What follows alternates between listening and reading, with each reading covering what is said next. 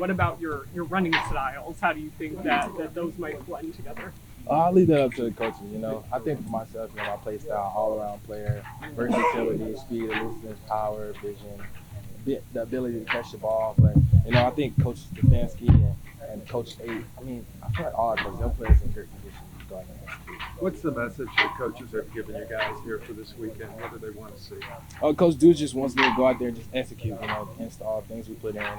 Go out there and be the guy that they drafted to come play. I know it's early, but have you maybe gravitated towards anybody in your time in this building and working with some of the vets, the coaches?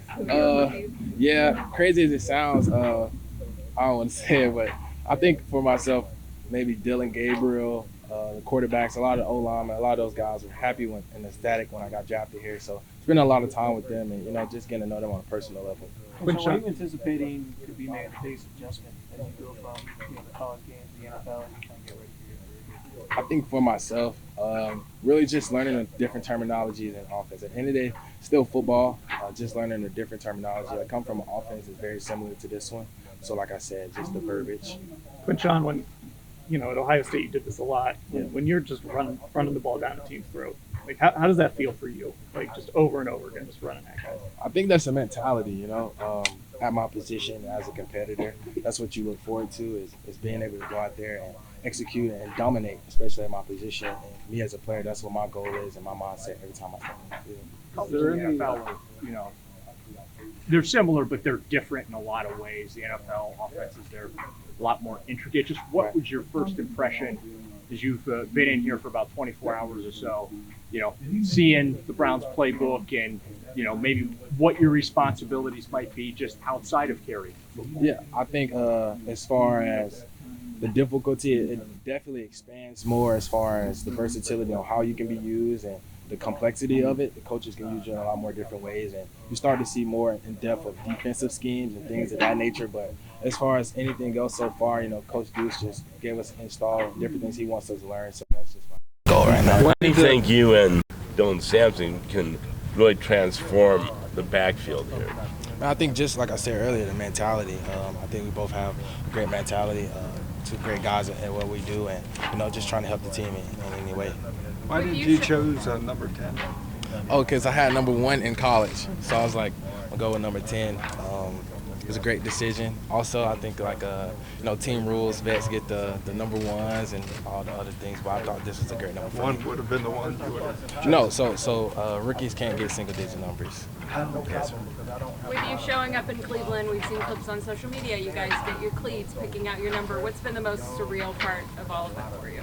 I think when I got here yesterday and I walked in and I seen my last name on the top locker, I was like, man, it's actually really here in this moment. It's like surreal. So that's probably the number 1 moment.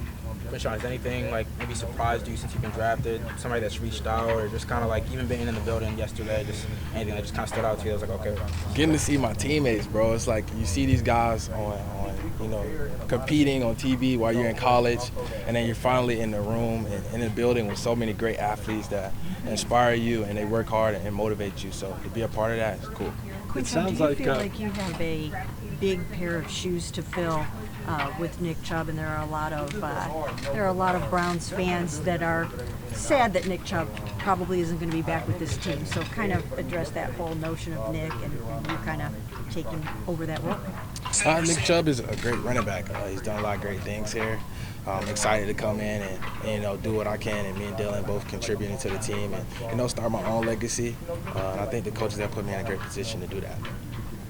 You got to play against Dylan twice last year. How much have you got to interact with him, and what impresses you about what he brings to the field? So I only got to play him once at Tennessee. So I played Dylan once at Tennessee. Are you talking about Dylan Sampson or Gabriel? I meant Dylan Gabriel. Gabriel, sorry, okay. Yeah, all right, yeah, Dylan Gabriel. Definitely, I love the way he plays the game. Great quarterback. He's smart. He's very mobile. He's smart, like I said. He's just a guy that can do it all. I feel like in his size and with the speed he has, that's a guy you want to have on your team. And then Dylan, we might as well ask you about him too. Like I said earlier, I played him when he was at Tennessee. So getting to see him in person, it was special. It was cool. Has the Rose Bowl come up at all between you and Dylan? Yeah, we were just talking about that in the indoor. I was like, bro, don't talk about it. I'll do that. I'll bring it up for sure. But me and him, we just joke around. Mason, we do the same thing. But for us to all be on the same team and finally be teammates, it's pretty cool. What was your reaction when they drafted that? Man, I was happy. I was ecstatic. Every Dylan we got, I was super happy about. You know what I'm saying? But like I said, great players, bro. It's just special. They'll contribute to the team. What have your impressions been of Deuce so far and how he's going to be as a position coach? I think he's a great coach who has great energy.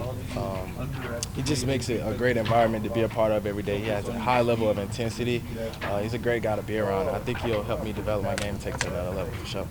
How did spending last year kind of splitting time with Travion, how did that kind of inform you coming here where, you know, it can be helpful to have a second guy that you can split carries with?